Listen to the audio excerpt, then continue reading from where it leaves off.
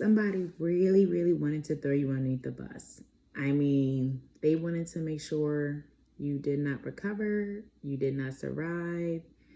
Whatever type of attack or situation they were trying to throw at you, they wanted to make sure you did not have a full recovery. They did everything to make sure you would not recover. But God had other plans, and He made sure you did recover. He made sure you were protected. He made sure that your heart stayed pure. He made sure that you even prayed for them, even in the times you did not want to and didn't even know what to pray for them. God still stepped in and made sure that you were good. Now, what they did to you, He is sending it back to them and letting them know the consequences of coming up against you. That, figuratively speaking, of throwing someone underneath the bus, you know how you get treaded on? That's happening to them. They're getting dragged, they're getting ran over, they're getting used, they're getting flattened. That's happening to them. Because they wanted it so badly to happen to you, they did everything in their power to make sure that you would not survive. They're now not going to survive. In their situation, they're not going to come out on top. They're going to need help. They're going to be crying out for help. And there's not going to be anyone to help them. Because all the help that they were supposed to have, it potentially could have been coming from you. But because they wanted to throw you underneath the bus and run your name ragged and make it look like you were the bad person, they don't get that help from you anymore. It's not a condition. They just don't get the help anymore because you've come up to the realization where they never wanted you to survive the last attack. They wanted to make sure you did not. But God had other plans. And He said, no, you can't attack this one. Sometimes situations like that are to build character in us so then we know how to use our discernment and to stay on point. It can be the closest ones to you, the ones you love the most, will backstab you and throw you underneath the bus. It's not the ones that you don't know, it's the ones that are the closest.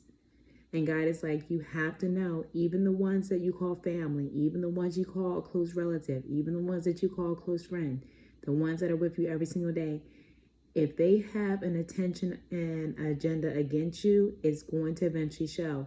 And when it shows, they don't want you to survive that attack. They want to make sure they take you all the way down. The way they feel low and the way they feel hurt, that's how they want you to feel. They want to transfer that energy to you. They want to make sure you hurt me or I'm hurting, so I'm going to make you feel this way. But what they did is not working. God is like, I don't know why you even attempted to try to hurt this child.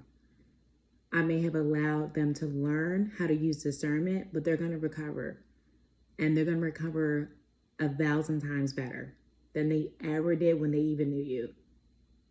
And we're not going to gloat in the fact that the person or people around us tried to attack us and take us down and try to make sure we didn't survive. We're going to, and I'm going to be honest, sometimes you don't know what to pray for people like that because they're just so damn bitter and hateful and just lost. I literally suggest that you just say, God, whatever's in your will, let it be. Because there's some prayers that you don't know what to pray for. Some people who are just, they take your breath away. If they're taking your breath away, they're probably taking God's breath away because He knows the better prayers to say for them than we do. So when you don't know what to pray for those people like that, who've attacked you to try to take you down, just simply ask for God. But right now, whatever's in your will, help them out. I don't know what to pray for them. I don't know what the situation is around them. You know better than I do. But I'm putting a prayer out there that you will fill in the gap and you will fill in the rest of the words for me. But their suffering is coming. And it's a suffering that they could have avoided if they stayed connected to you. But God sometimes does not want people connected to some people because they could be just using you. And God's like, I don't want them to use you anymore. I don't want them to give them all the pain and all the hurt that they give you. I don't want them to practice what they've been learning from somebody else on you. That's not okay.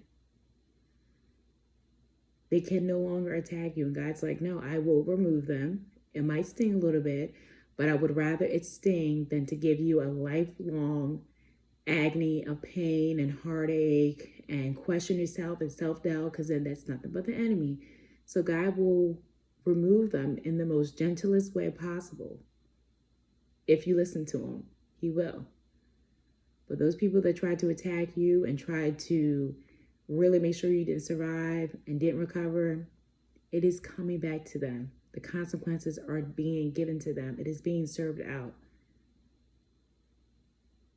Because of you keeping a clean, pure heart and even making sure that you didn't get down and dirty with them like how they did with you, God is like, I'm going to take care of this. I'm taking care of this. And I've made several messages like this because that is the word that keeps coming to me.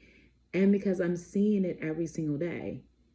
The individuals that are so 10 toes down and proving that they would rather take down another person and tear down another person and hurt other people and just simply ice them and just cause them pain and heartache, God is dishing out his own correction to them in whatever form he should want to.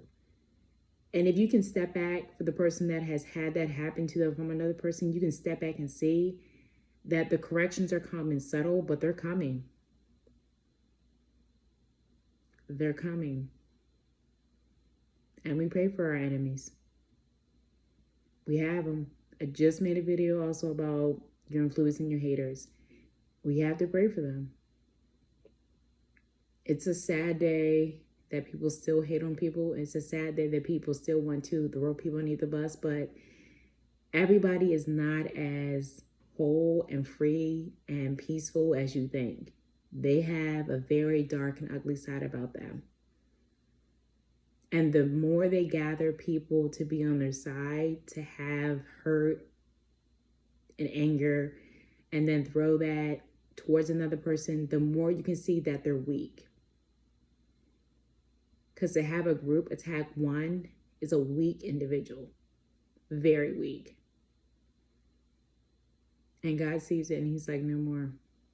You only need one person to correct and really redesign the entire situation. That's God himself.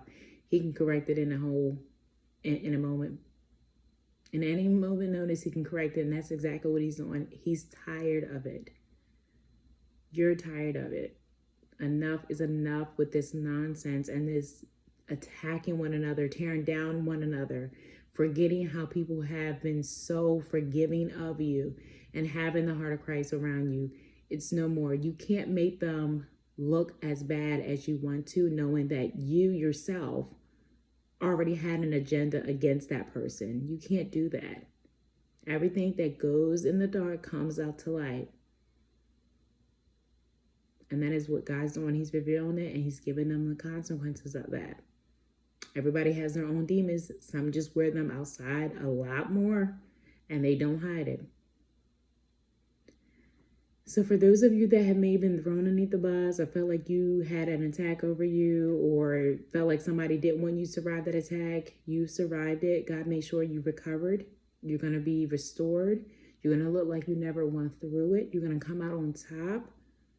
You're going to be glowing. And you're going to also be showing those individuals that God will correct you for coming against his children. Believer or not believer. Some people are a believer in karma. It comes back around. If that's your belief system, karma has no address. It comes, it remembers, it records, and will come back. If that's your theory, if that's your belief. God himself has a long track record of remembering what to do when he needs to do it. And his corrections are way better than any man.